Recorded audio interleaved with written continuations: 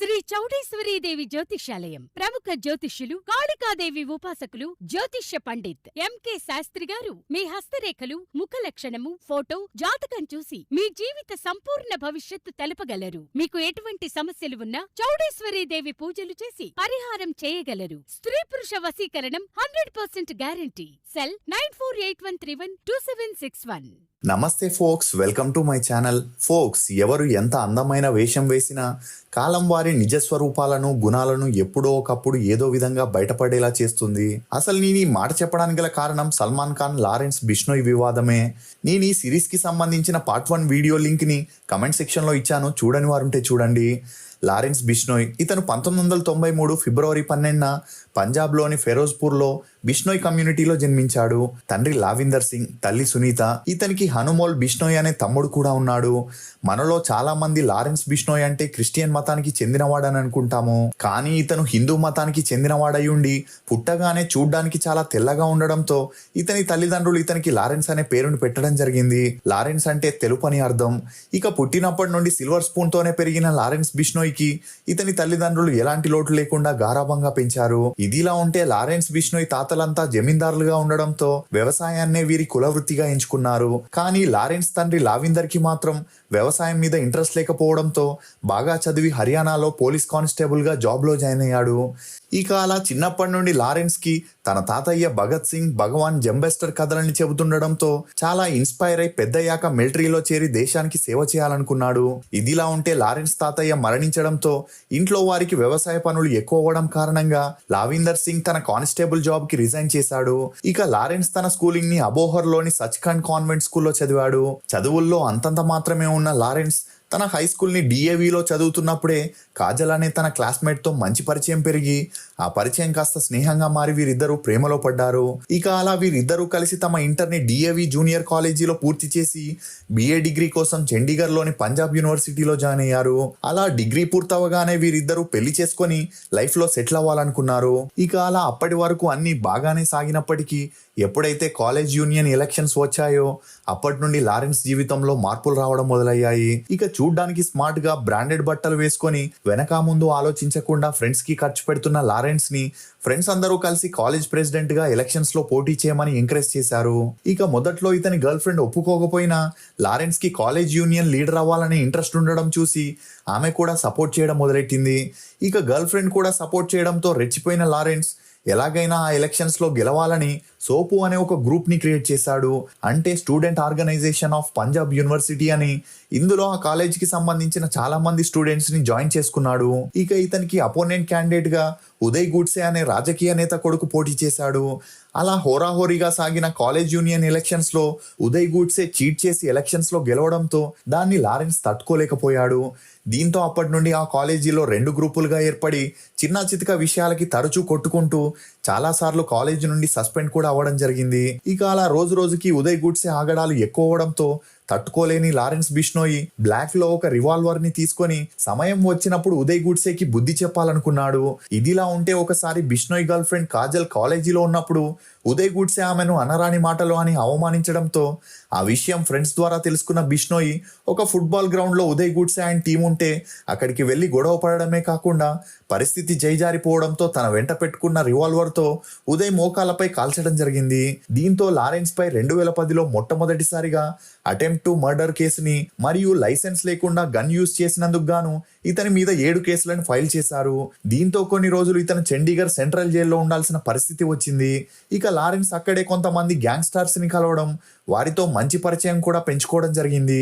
ఇదిలా ఉంటే కాజల్ వల్లే లారెన్స్ తనని రివాల్వర్ తో కాల్చాడని, అందువల్లే తను నడవలేకపోతున్నాడని పగ పెంచుకున్న ఉదయ్ గూడ్సే లారెన్స్ జైల్లో ఉన్న సమయాన్ని వినియోగించుకోవాలని కాజల్ కాలేజీకి వచ్చే సమయంలో కిడ్నాప్ చేసి ఆ తర్వాత ఆమెను కొట్టి హింసించి ప్రాణాలతో ఉండగానే సజీవంగా దహనం చేశారు. దీంతో కాజల్ ఈ లోకాన్ని వదిలి వెళ్ళిపోయింది. ఇక జైల్లో ఉన్న లారెన్స్ బిష్నోయ్ కి ఈ విషయం తెలిసి తనలో తాను చాలా కుమిలిపోయాడు.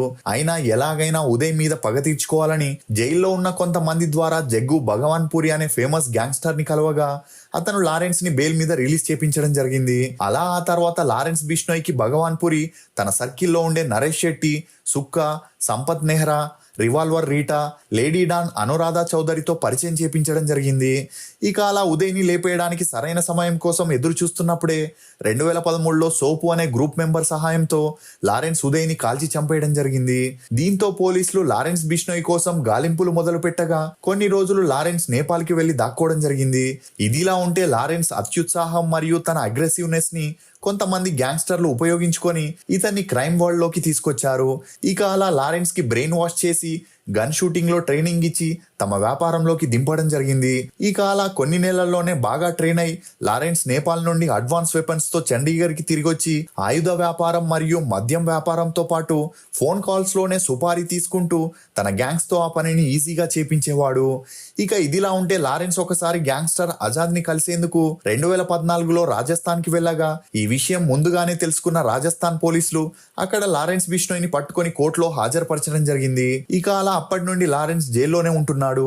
కానీ జైల్లో ఉంటూనే తన గ్యాంగ్స్ తో money laundering, blackmails, kidnaps, weapon transports చేస్తూ అలా సంపాదించిన డబ్బుని కెనడా, సింగపూర్ దేశాలకి తరలిస్తున్నాడని చెప్పొచ్చు. ముఖ్యంగా ఇదంతా లారెన్స్ బిష్నోయ్ తమ్ముడైన అనుమోల్ బిష్నోయ్ నడిపిస్తున్నాడనే వార్తలు కూడా హల్చలవుతున్నాయి. ఇదిలా ఉంటే 2014 నుండి 2021 వరకు రాజస్థాన్ సెంట్రల్ జైల్లోనే ఉన్న లారెన్స్ ని 2021లో ఢిల్లీలోని తిహార్ జైలుకి మార్చడం జరిగింది. ఇక అలా 2017లో నకిలీ పాస్పోర్ట్ ద్వారా కెనడాకి వెళ్లి సెటిల్ అయిన A1 గ్యాంగ్స్టర్ గోల్డ్ బ్రార్ సహాయంతో లారెన్స్ 600 మందికి పైగా షూటర్స్ ని మెయింటైన్ చేస్తూ పోలీసులకి డౌట్ వచ్చినప్పుడల్లా వారిని కెనడాకి తరలించి అక్కడే వారికి ఆశ్రయాన్ని కూడా కల్పిస్తున్నట్లు తెలుస్తుంది. ముఖ్యంగా NIA మోస్ట్ వాంటెడ్ క్రిమినల్స్ కి కెనడా గవర్నమెంట్ ఆశ్రయాన్ని కల్పిస్తుండడంతో ఇండియా గవర్నమెంట్ పదే పదే కెనడాని నిలదీస్తున్నా వారు మాత్రం దాన్ని అంతగా పట్టించుకోవట్లేదు. ఇదిలా ఉంటే సల్మాన్ ఖాన్ 2018లో కృష్ణజింక కేసులో బెయిల్ మీద రిలీజ్ అవడంతో లారెన్స్ కోపంతో సల్మాన్ ఖాన్ ని ఇదే జోధ్పూర్ లో చంపేస్తానని, అదే తన జీవిత లక్ష్యం అని చెప్పుకొచ్చాడు. అసలు సల్మాన్ ఖాన్ కృష్ణజింక కేసుకి లారెన్స్ బిష్నోయ్ కి ఉన్న సంబంధం ఏంటి అనే క్వశ్చన్ చాలా మందిలో మెదులుతూ ఉంటుంది. నిజానికి జోధ్పూర్ కి చెందిన బిష్నోయ్ కమ్యూనిటీ వారు కృష్ణజింకని చాలా గౌరవంగా చూసుకుంటారు. అది వారి గురువు అయిన గురు భగవాన్ జంబేష్కర్ అలియాస్ జంబాజీ పునర్జన్మ అని భావిస్తుంటారు. అలాంటిది సల్మాన్ ఖాన్ కృష్ణజింకను వేటాడి చంపేశాడు. ఇక ఈ విషయంపై న్యాయపరమైన చర్యలు తీసుకున్నా కూడా లారెన్స్ బిష్నోయ్ కి కోపం మాత్రం తగ్గలేదు. దీంతో 2018లో ఈ కేసు విషయంపై కోర్టుకి హాజరైన సల్మాన్ పై మొదటిసారి ఓపెన్ గా లారెన్స్ బిష్నోయ్ తన గ్యాంగ్ తో దాడి చేపించాడు. కానీ ఆ సమయంలో సెక్యూరిటీ ఎక్కువగా ఉన్న కారణంగా సల్మాన్ ఖాన్ తప్పించుకోవడం జరిగింది. ఇక ఆ మధ్యలో చాలా సార్లు బెదిరింపు కాల్స్ ని, మెయిల్స్ ని కూడా సల్మాన్ ఖాన్ కి పంపించడంతో కాస్త జాగ్రత్త పడ్డ సల్మాన్ ఖాన్ గవర్నమెంట్ నుండి వైప్లెస్ సెక్యూరిటీని, అంటే 11 మంది సెక్యూరిటీ గార్డ్స్ తో పాటు బుల్లెట్ ప్రూఫ్ కార్ ని కూడా యూజ్ చేస్తున్నాడని చెప్పొచ్చు. అయినా కూడా సల్మాన్ ఖాన్ ని ఎలాగైనా హతమార్చాలని 2019లో తన గ్యాంగ్ మెంబర్ అయిన సంపత్ నెహ్రాని ముంబైకి పంపగా 1 మంత్ సల్మాన్ ఖాన్ ని మానిటరింగ్ చేసి ఫైనల్ గా సల్మాన్ ఖాన్ ఇంటి ముందు గన్ తో కాల్చేందుకు ట్రై చేయగా ఆ గన్ రేంజ్ సరిపోకపోవడంతో ఆ రోజు సల్మాన్ ఖాన్ తప్పించుకోవడం జరిగింది. ఇదిలా ఉంటే పంజాబీ పాపులర్ సింగర్ అయిన సిద్ధు మూసేవాలా ఒకవైపు పాటలు పాడుతూ మరోవైపు గ్యాంగ్స్టర్ గా ఉండేవాడు. ఇక అలా లారెన్స్ బిష్నోయ్ కి తమ్ముడైన విక్కీ మిద్దుకేరా అనే వ్యక్తిని సింగర్ సిద్ధుయే చంపించాడనే వార్తలు అప్పట్లో హల్చలయ్యాయి. అంతేకాకుండా తన పాటల ద్వారా తన గ్యాంగ్ కి సంబంధించిన గ్యాంగ్స్టర్స్ గురించి చెబుతూ యూత్ ని తప్పుదోవ పట్టిస్తున్నాడని లారెన్స్ బిష్నోయ్ కోపంతో సిద్ధు మూసేవాళ్ళని లేపేయడానికి సరైన సమయం కోసం వెయిట్ చేస్తుండేవాడు. ఇక అలా సిద్ధు మేనేజర్ సహాయంతో 4 రోజులు రెక్కి చేసి ఇంటి నుండి బయటకు వెళ్తున్న సమయంలో బిష్నోయ్ గ్యాంగ్ రౌండ్ అప్ చేసి మరి 29 ఏళ్లున్న సిద్ధు మోసేవాళ్ళని 2022 మే 29న కాల్చి చంపడం జరిగింది. ఇక జైల్లో ఉన్న లారెన్స్ బిష్నోయ్ మొదట్లో ఈ హత్యకి తనకి సంబంధం లేదని చెప్పినా ఆ తర్వాత ఇది ప్రతీకార హత్య అని తమ గ్యాంగే చేసిందని చెప్పడంతో ఈ విషయం అప్పట్లో హల్చలైంది. ఇక సిద్ధు మోసేవాళ్ళ కేసు చాలా సీరియస్ అవుతుందని గెస్ చేసిన లారెన్స్ బిష్నోయ్ తనని ఫేక్ ఎన్కౌంటర్ ద్వారా లేపేయడానికి పోలీసులు ట్రై చేస్తున్నారని, తనకి రక్షణ కావాలని పంజాబ్, హర్యానా కోర్టులో పిటిషన్ వేయడంతో కోర్టు తనకి రక్షణ కల్పించేందుకు ఉత్తర్వులను జారీ చేసింది. ఇక అలా జైల్లో ఉంటూనే ఫోన్ కాల్స్ ద్వారా క్లయింట్స్ నుండి వాట్సాప్లో సుపారీ తీసుకొని తన ఇంటర్నేషనల్ గ్యాంగ్తో ఆ వ్యక్తిని లేపేసి ఆ విషయాన్ని ఫేస్బుక్లో పోస్టులు పెడుతూ సోషల్ మీడియాలో యాక్టివ్గా ఉంటున్నాడు. ఒకవేళ ఎవరైనా ఇతన్ని ఎదురిస్తే మరుసటి రోజు అతని ఫోటోకి దండ పడుతుందనే భయంతోనే జైల్లో నుండి ఇతను ఏం చేసినా ఎవరు ఎదిరించరు. ఇదిలా ఉంటే ఆ మధ్యలో సల్మాన్ ఖాన్ ని లేపేయడానికి కెనడా నుండి గోల్డ్ ఇబ్రాని పిలిపించగా హెవీ సెక్యూరిటీ వల్ల సల్మాన్ ఖాన్ ని ఏం చేయలేకపోయారు. ఇక ఇదే విషయంపై ఒక ఇంటర్వ్యూలో జైల్లో ఉన్న లారెన్స్ ని అడగగా అందుకు లారెన్స్ కృష్ణ జింక ఆత్మకి శాంతి చేకూరాలంటే సల్మాన్ ఖాన్ ఈ భూమి మీద ఉండకూడదని, అతని మరణం తన చేతిలోనే రాసిపెట్టుందని బిష్నోయ్ చెప్పడం గమనార్హం. ఇక సల్మాన్ ఖాన్ ని తను వదిలేయాలంటే బిష్నోయ్ కమ్యూనిటీకి చెందిన జోధ్పూర్లోని ముఖాం మందిరికి వెళ్లి సల్మాన్ ఖాన్ క్షమించమని అడిగితే వదిలేస్తానని బిష్నోయ్ చెప్పిన అండర్ వరల్డ్ గ్యాంగ్ సపోర్ట్ ఉన్న సల్మాన్ ఖాన్ లారెన్స్ బిష్నోయ్ మాటల్ని పట్టించుకోలేదు. దీంతో ఏప్రిల్ 19, 2024న లారెన్స్ గుజరాతీకి చెందిన విక్కీ సాగర్ అనే ఇద్దరు వ్యక్తుల్ని ముంబైకి పంపించి సల్మాన్ ఖాన్ ని హతమార్చే ప్రయత్నం చేసినా అది విఫలమైంది. అంతేకాకుండా వీరు పోలీసులకి దొరికిపోవడంతో లారెన్స్ గ్యాంగ్ పని అని తెలిసి అటు మీడియా ఇటు సల్మాన్ ఖాన్ అభిమానులు షాక్ కి గురయ్యారు. ఇదిలా ఉంటే సల్మాన్ ఖాన్ బిష్నోయ్ చెప్పిన గుడికి వెళ్లి క్షమాపణ అడిగితే వదిలేస్తాడు కదా అని కొంతమంది చెబితే, మరికొంతమంది ఆ గుడి చుట్టూ ఉన్న వారంతా లారెన్స్ బిష్నోయ్ మనుషులే అని, ఒకవేళ సల్మాన్ ఖాన్ అక్కడికి వెళ్ళినా లారెన్స్ చేసిన శపథం ప్రకారం జోధ్పూర్ లో లేపేసేందుకు స్కెచ్ వేసే ఛాన్సెస్ ఎక్కువగా ఉన్నాయని, అందువల్లే సల్మాన్ ఖాన్ వెళ్ళట్లేదనే వార్తలు కూడా వినిపిస్తున్నాయి. అసలు లారెన్స్ బిష్నోయ్ సల్మాన్ ఖాన్ విషయంలో తప్పెవరిదని మీరు అనుకుంటున్నారో మీ అభిప్రాయాన్ని కమెంట్ సెక్షన్ లో తప్పకుండా తెలియజేయండి. ఫోక్స్, మంచి అనిపించుకోవాలని చెడుని సమర్థించే కన్నా చెడుని ఎదిరించి చెడ్డ కావడమే మిన్న. ఇది ఫోక్స్ లారెన్స్ బిష్నోయ్ సల్మాన్ ఖాన్ గురించి కొన్ని నమ్మలేని నిజాలు. ఈ వీడియో మీద మీ అభిప్రాయాన్ని కమెంట్ సెక్షన్ లో తప్పకుండా తెలియజేయండి.